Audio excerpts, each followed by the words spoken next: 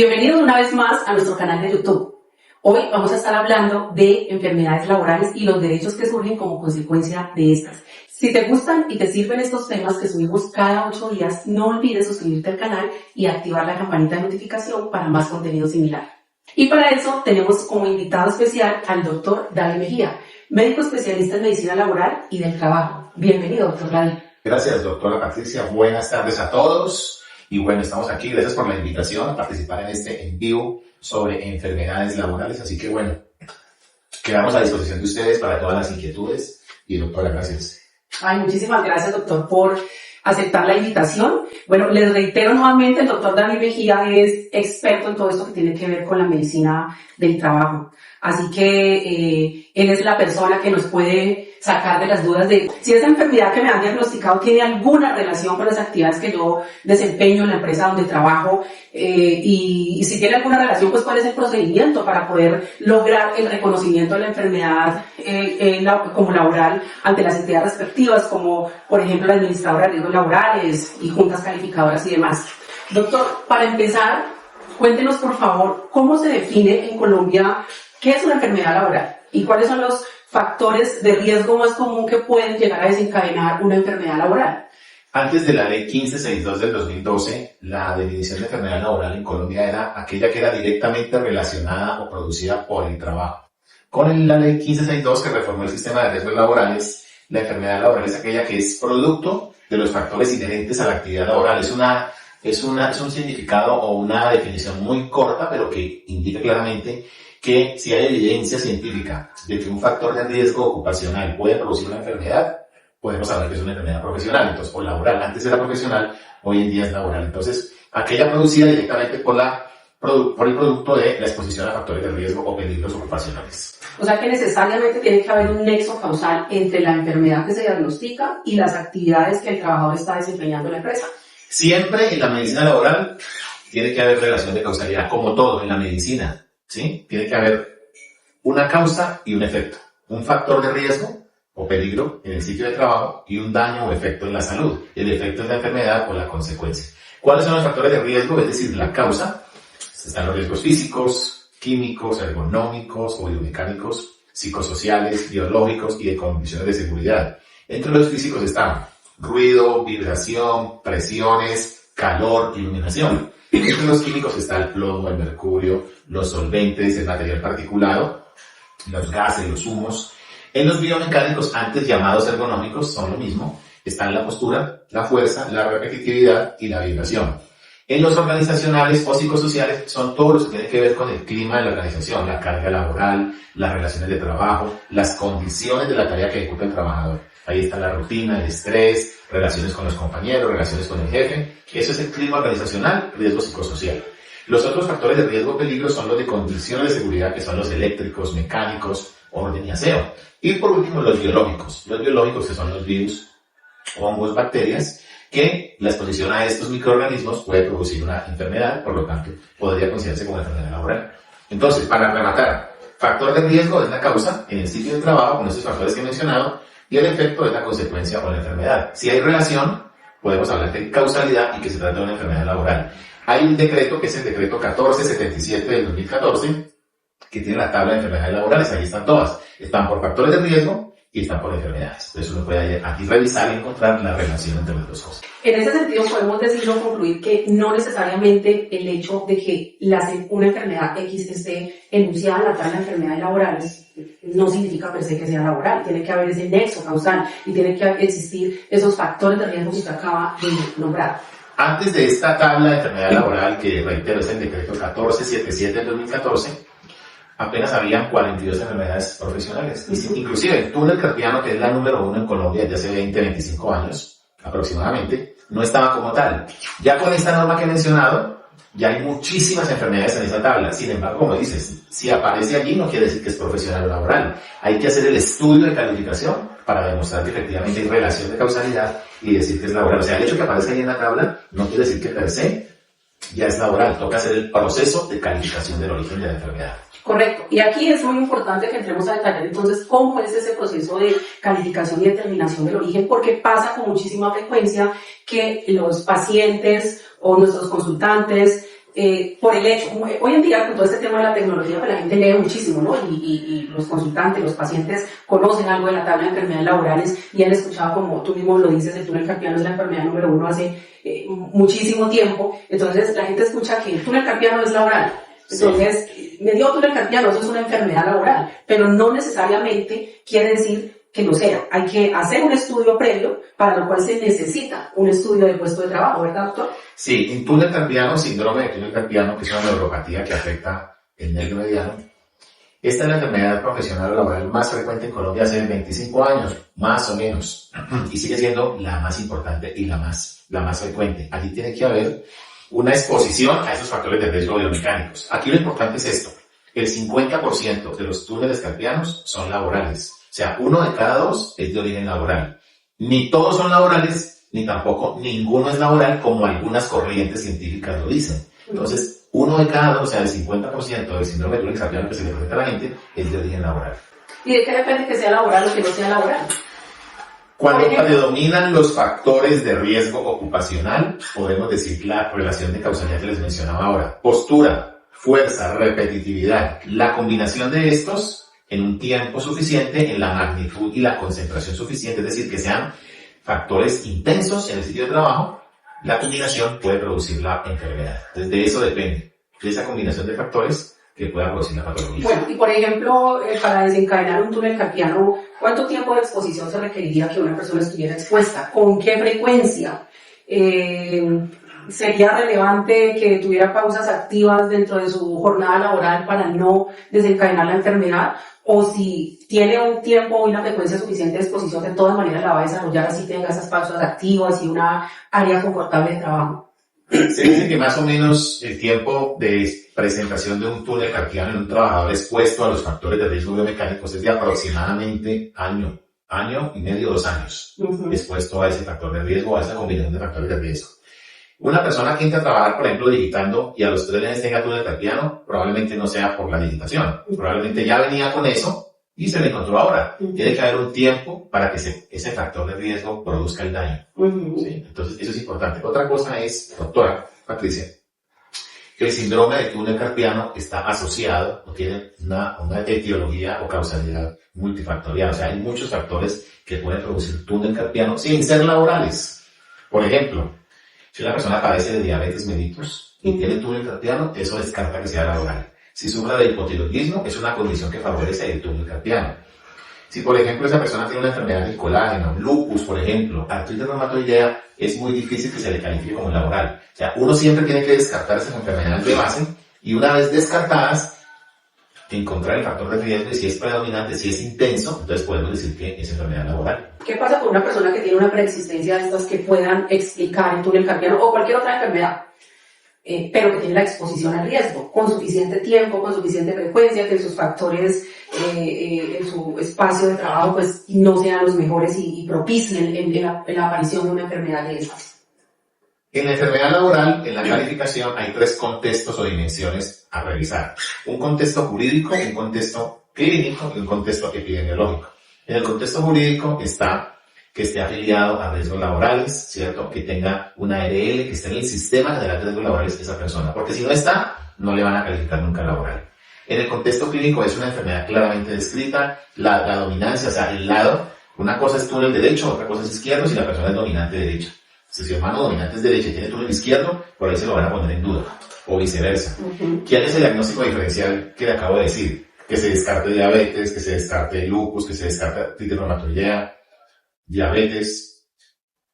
Incluso en el embarazo, cuando una mujer está embarazada y tiene signos o síntomas de síndrome de túnel carpiano, hay que esperar que termine el embarazo, porque de por sí, el embarazo es una condición que aumenta el edema, la hinchazón en los tejidos, y se puede presentar túnel. Entonces allí no aplica que sea laboral, hay que esperar que termine y esperar un poco. Entonces me preguntabas, que qué pasa cuando hay las 2 cosas. Tiene, por ejemplo, artritis o tiene hipotiroidismo, pero tiene factores de riesgo. Esa es la parte más difícil.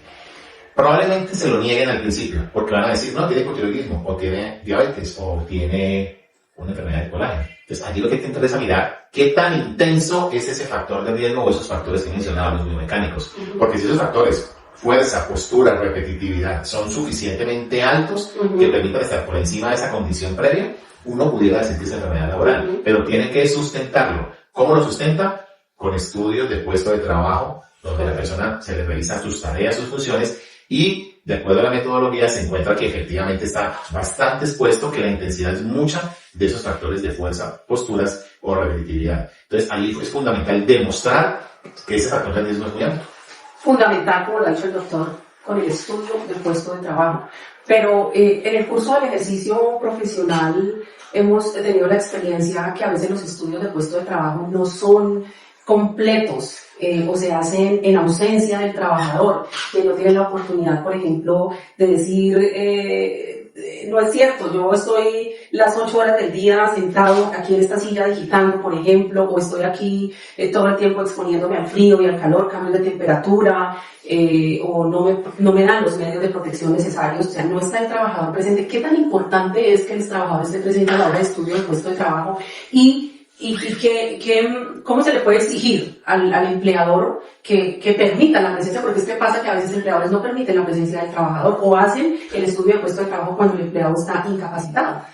El estudio de puesto de trabajo es fundamental y debe hacerse cuando la persona está expuesta a factor de riesgo. Es que puede pasar que ya ahora está en una condición, por ejemplo el ruido, pasa mucho.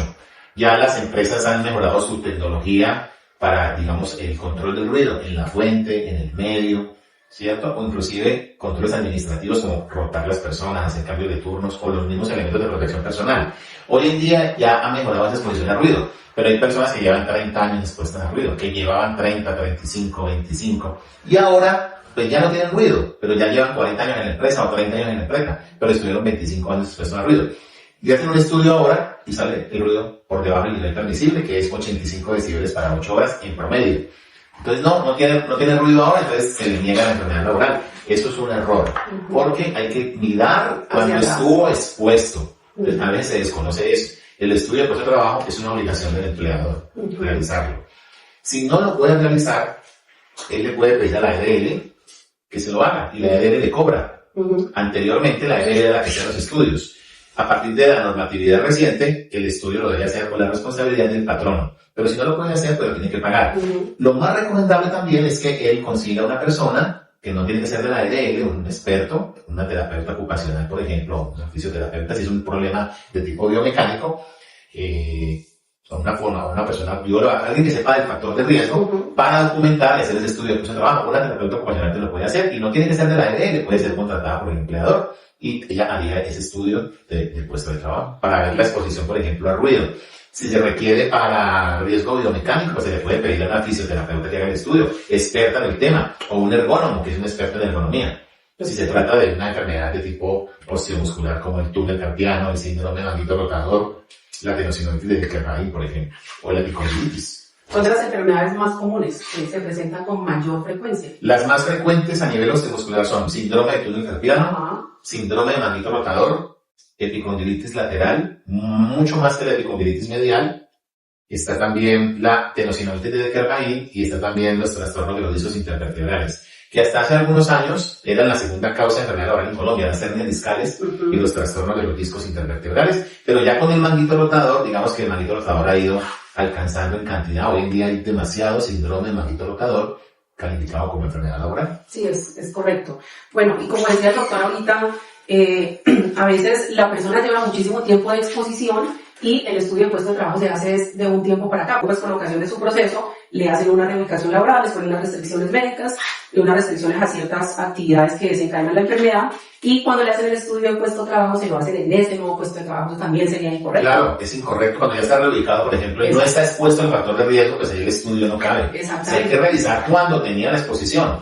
Y en el peor de los casos hay que reconstruir ese estudio de puesto de trabajo, que puede ser, si no es con el paciente, con alguien que sí esté expuesto. Que esté expuesto. Que sí esté expuesto y caiga como un par, por ejemplo, que un operario, si la persona es operario de máquina, pero ahora está reubicado, por ejemplo, en bodega. Pues si no lo puede hacer el estudio, no se le pudo hacer, hagámosle el estudio al operario de bodega actual.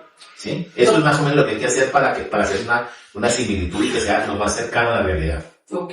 Doctor, ese estudio de puesto de trabajo, en caso de que el trabajador no esté de acuerdo con lo aquí consignado, es objetable, puede manifestar inconformidad, decir la información que están consignando allí no es cierto porque yo hago esto y no esto, o porque yo estoy expuesto 8 horas y no 3, por ejemplo. Es una pregunta muy, muy interesante, pero eso parte de la base de la buena fe. Entonces uno entendería que si a alguien le hacen un estudio, pues lo están haciendo de forma idónea y que no le están haciendo trampa. Creería uno, pero no pasa. Pero yo pienso que la mayoría de veces uno pensaría que sí hay idoneidad en hacerlos. Que alguien lo haga malo, pues puede pasar, pero uno creería de buena fe que el estudio sea bueno. Ahora, si la persona definitivamente no está de acuerdo, dice, ese estudio no es la realidad, puede decir perfectamente, cuando lo revisen las entidades de seguridad social o la Junta de Invalidez, que ese estudio no es correcto, que él está expuesto y que tiene forma de demostrarlo.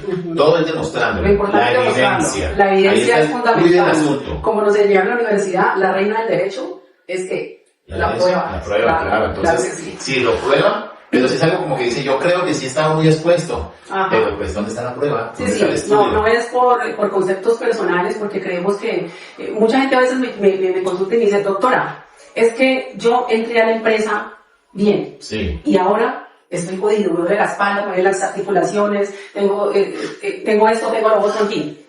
¿Y hace cuántos años entró a la empresa? Que cuando tenía 20, ¿cuántos años tiene ahorita? Que tengo 50 y pico. O sea, no podemos pensar que porque adquirimos ciertas enfermedades en el trayecto, en el transcurso de la vida, y que entré sano a la empresa y 30 años después estoy enfermo, pues tenga que relación con el trabajo. De pronto algunas cosas sí, no necesariamente todo, porque es que el proceso natural de la vida es que nos vamos desgastando, nos vamos envejeciendo y por supuesto ya no somos los mismos, nuestras articulaciones no funcionan igual, nuestra columna no es igual, también estamos expuestos a ciertos factores en nuestra diario vivir, si practicamos algún deporte, las actividades que hacemos en casa, en fin. En todo caso, para poder encontrar la relación causal entre una enfermedad laboral, entre una enfermedad y la relación causal con el trabajo que hacemos en la empresa, pues se necesita un estudio de puesto de trabajo y un proceso de clasificación y determinación del origen de la enfermedad. Recordar los factores epidemiológicos, les comentaba la temporalidad, la coherencia, la consistencia, la plausibilidad biológica, el gradiente biológico, que es la intensidad de la exposición. Esos son conceptos epidemiológicos que se hacen en la calificación del origen. Entonces, lo que estás mencionando es hacer un proceso adecuado de calificación del origen. Eso es lo más importante y que la gente lo conozca para poder que diga en el momento justo, vea, es que este estudio que hicieron no me convence, yo he estado expuesto y lo puedo probar. Pero es que la gente no lo dice, sino ya cuando le hacen el dictamen y al final cuando ya, digamos, es muy difícil ya echarse para atrás. Es en el momento de la verdad, claro, donde hay que decirle al médico en la evaluación de calificación, mire, yo estoy expuesto a esto, esto y esto. Hay un estudio, yo lo conozco, pero ese estudio no es real, o no me parece real. Correcto. ¿Sí? Entendiendo que se hace de buena fe. Y allí hay que tomar, digamos, las medidas para hacer otro estudio, hacer algo complementario. Pero si de pronto es al final, cuando ya todo está listo, sí, ya muy complicado. Ya le toca irse una demanda contra el dictamen y demandar también y pedir peritajes médicos en el proceso de la justicia ordinaria laboral, lo que resulta muy costoso. Entonces es mejor tomar todas las medidas durante el proceso de calificación. Y si usted tiene una sospecha de enfermedad laboral, pues uno, repórtela a la empresa. Dos, si la empresa no la quiere reportar, repórtela directamente a la ARL, puede hacerlo. Y tres, muy importante que esté muy atento al estudio de puesto de trabajo. Bueno, doctor, para terminar esta introducción, esta primera parte del desarrollo de nuestro tema, voy a hacerle una última pregunta y luego le damos paso a nuestros seguidores para que comiencen a formular sus inquietudes, que supongo que deben estar allí súper atentos escribiendo y con ganas de que se les resuelvan sus inquietudes. Esta preguntita sí la anoté porque no quería que se me olvidara. En los últimos años se habla mucho de enfermedades psicológicas y de salud mental relacionadas con el trabajo. ¿Cómo se evalúa si el estrés, la ansiedad o la depresión tienen un origen laboral? Efectivamente, las enfermedades de esfera mental están muy diagnosticadas hoy en día. Son frecuentes y muchas de ellas están asociadas al trabajo. Enfermedades como, por ejemplo, el trastorno de ansiedad, el trastorno depresivo, una depresión, una situación o reacción adaptativa, que es cuando una persona está en una situación difícil y esta situación hace que se descompense. Todas esas enfermedades pudieran ser laborales si se comprueba la exposición en el trabajo. Y que se logre decir que no es porque es su vida personal la que lo tiene así, sino que sea por el trabajo. Hay que demostrarlo. Y para ello hay que hacer un proceso de calificación del origen. Igual, buscar el contexto jurídico, el contexto clínico y el contexto epidemiológico, el gradiente biológico, si realmente es intenso ese factor de riesgo psicosocial, lo que le mencionaba ahora de los riesgos del clima organizacional. Si la temporalidad que primero estuvo expuesto y que luego tuvo la enfermedad, Correcto. la consistencia y la coherencia que tienen que ver con que haya evidencia científica de que esas enfermedades pueden ser laborales. Entonces, si hay un estudio en la empresa donde se encuentre que hay esa exposición a riesgo organizacional o psicosocial, podemos decir que es laboral, pero hay que hacer un protocolo de calificación. En estos momentos en Colombia se está manejando el protocolo de calificación del origen de la Universidad Manuela Beltrán. Antes era el de la Javeriana, que era por ahí del año 2007-2008. Este de Manuela Beltrán es del año 2014.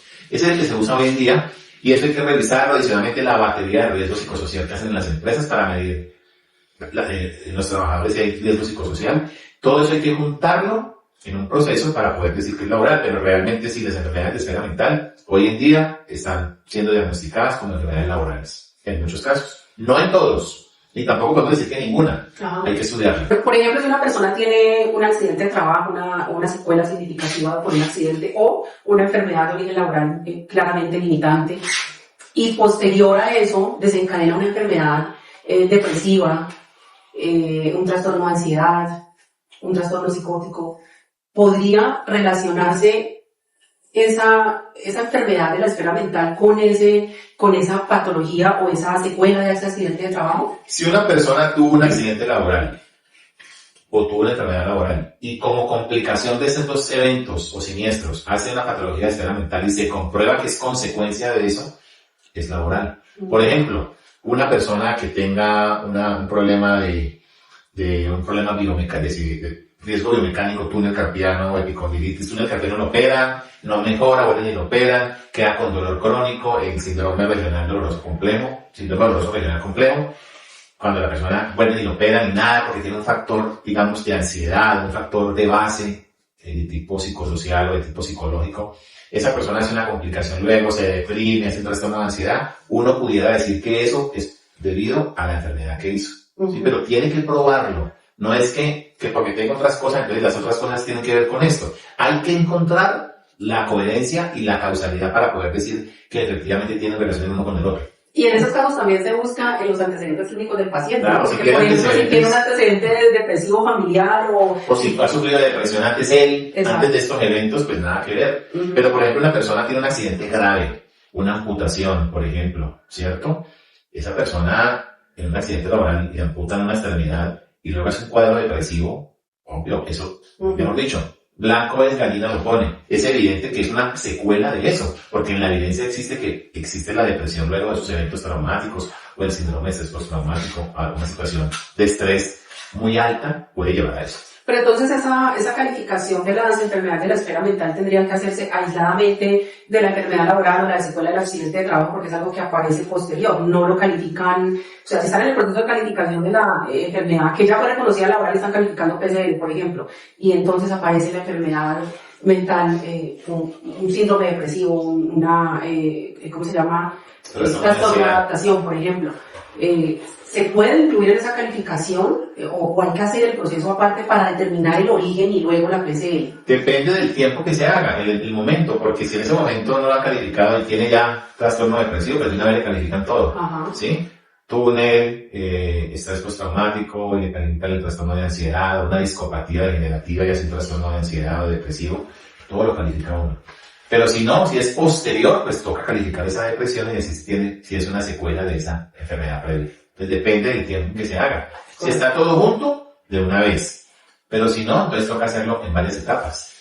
¿Qué pasa? Hoy en día está un poco de moda en algunas, digamos, visión de algunos trabajadores el hecho de que se califican solamente de uno en uno. Pero lo ideal es que la gente se califique todo de una vez y lo tiene. Si tiene túnel, manguito rotador y discopatía, hombre, califiquen los tres de una vez para evitar que solamente le califique uno y luego viene la controversia y luego va a la junta, le califican PCL y luego arranca con la otra enfermedad. Y eso lo que sucede es que demanda recursos de la seguridad social. Porque cada ida, por ejemplo, la junta de invalidez cuesta un salario mínimo mensual legal vigente. Entonces, antes era, digamos, todos se unían. Hace unos años era más fácil en ese sentido. Uno cogía toda la enfermedad y la calificaba de una vez. Esta es común, esta es laboral, esta es laboral, esta es laboral, esta es común y listo. Ya si había una apelación, la gente mostraba, la persona mostraba la inconformidad, pues se iba a la junta. Igual calificaban todo. Hoy en día la tendencia es como a calificar de uno en uno. Pero pienso que debe haber economía procesal, es decir, los procesos deben ser más ágiles y adicionalmente porque cada ida a la junta legal tiene un costo, que es un salario mínimo legal mensual vigente.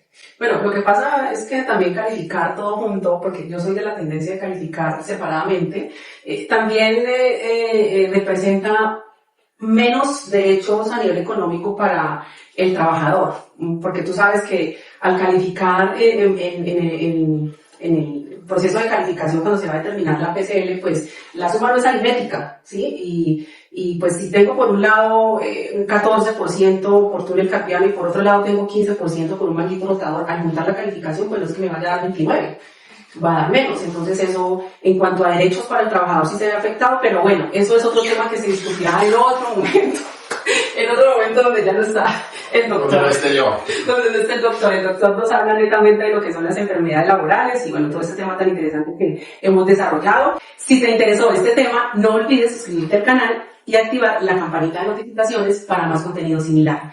Recuerda que nosotros somos Chacón Abogados, especialistas en Derecho Laboral y Seguridad Social, expertos en procesos de calificación de pérdida de capacidad laboral y determinación de origen de enfermedad. Estamos ubicados en la carrera cuarta, número 1241, oficina 401 del edificio Seguros Bolívar, en la ciudad de Cali. Nuestro PBX 602-650-4477 y nuestros números de WhatsApp 310-385-1505, 317-516-5318 y 315-131-4444.